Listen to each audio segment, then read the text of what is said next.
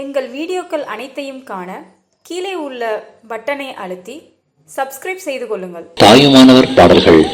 தலைப்பு அகர புவனம். ஓம் சிவாய நம.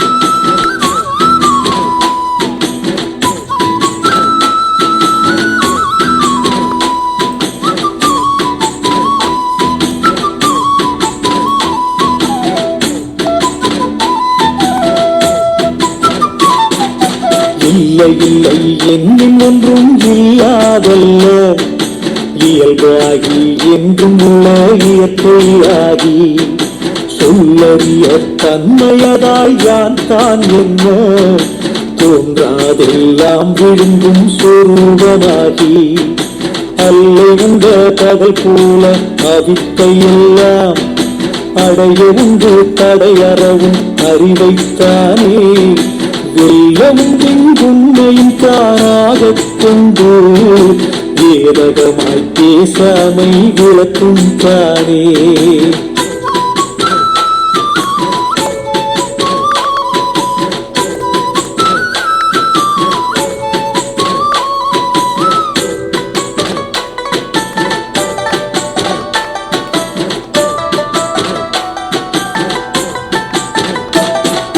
தானான தன்மயமே அல்லால் ஒன்றை தலையெடுக்க ஒட்டாது தலைப்பட்டாங்கே போனாலும் கற்பூர தீபம் போல போயொழிப்பது அல்லாது புலம் வேறின்றாம் ஞானாகாரத்தினொரு நேயம் மற்ற யாதுருவும் நழுவாமல் நழுவி நிற்கும். ஆனாலும் இதன் பெருமை எவர்கார் சொல்வார், அது ஆனால் அது அவர் அதுவே சொல்லும்.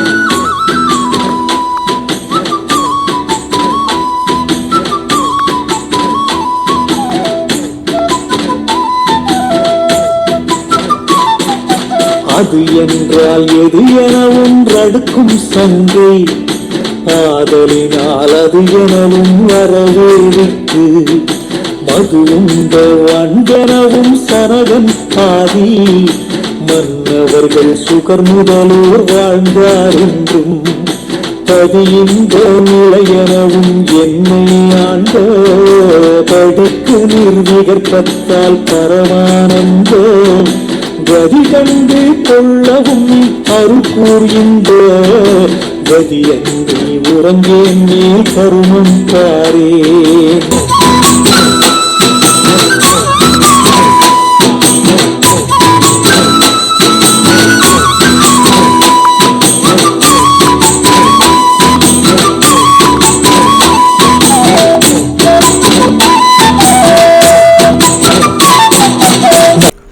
தாய்மான சுவாமிகள் அருளிய திருப்பாடல் திரட்டில் ஆகார பவனம் என்ற தலைப்பில் உள்ள 21, 22, 23 பாடல்களின் பொருள் இது.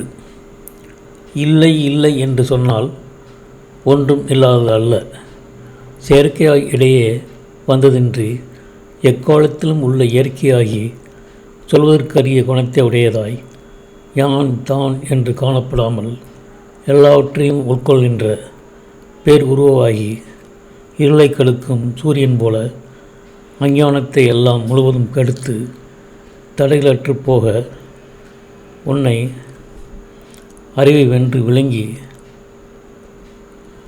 பேருருவாகி இவ்விடத்து விவரிக்கிறதுக்கு ஏதுவாகிய பொருளாகி உன்னையும் தானாக கொண்டு உனது நிலையை வேறுபடுத்துவதாய் உனக்கு விளக்கி காட்டும் எல்லா பொருள்களும் தானேயான தன் மயமே அன்றி வேறே என்றொன்று தலையெடுக்க விடாது. தலையெடுத்து அவிடத்தே சென்றாலும் கற்பூர தெய்வத்தைப் போல் ஒன்றுபட்டு மறைவதன்றி உன் அறிவை வேற இல்லையாகும். மேலும் ஞான ரூபத்தோடு நியாயமும் ஞான தர்மமும் நீங்காமல் நீங்கி நிற்கும். ஆயினும் இதன் ஏற்றத்தை எவருக்கு எவர் சொல்ல வல்லார்? அதுவாதி விட்டால் அதுவே ஆகிவிடுவார். அந்த பொருளே உன் ஏற்றத்தை அறிவிக்கும். அதுவென்று சொன்னால் எதுவென்று ஆசங்கை ஒன்று உண்டாகும்.